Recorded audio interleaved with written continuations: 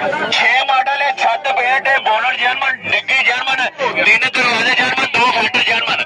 ਹਾਂਜੀ 17 ਲੱਖ ਰੁਪਏ ਡਿਮਾਂਡ ਲਓ ਪੈਸੇ ਭਾਜਨ। ਆਟੋ ਹਾਂਜੀ ਆਟੋ ਗੱਡੀ ਹੈ। 13 ਲੱਖ 13 ਲੱਖ ਰੁਪਇਆ, 13 ਲੱਖ ਰੁਪਇਆ ਭਾਜਨ, 13 ਲੱਖ ਰੁਪਇਆ। ਹਾਂਜੀ ਭਾਜਨ 13 ਲੱਖ ਰੁਪਇਆ ਤਗੜੀ ਗੱਡੀ ਹੈ ਭਾਜਨ। ਚੈੱਕ ਕਰੋ ਤਸੱਲੀ ਵਾਲਾ ਭਾਜਨ। ਹਾਂਜੀ 13 ਲੱਖ ਰੁਪਇਆ, 13 ਲੱਖ ਰੁਪਇਆ ਭਾਜਨ, 13 ਲੱਖ ਰੁਪਇਆ, 13 ਲੱਖ ਰੁਪਇਆ।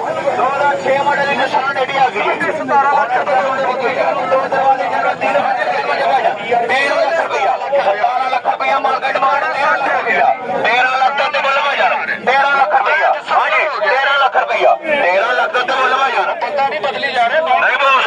ਹਾਂਜੀ ਹੈ ਕੋਈ ਨਿਸ਼ਾਨ ਐਡੀ ਲੈਣ ਲਾ, ਨਿਸ਼ਾਨ ਐਡੀ ਭਾਈ ਸਾਹਿਬ ਕਿੰਨੇ ਦੇਣੀ ਹੈ? ਕੇਲੇ ਵੇਚਦੇ ਆ, ਗੱਡੀਆਂ ਵੇਚਦੇ ਆ। 16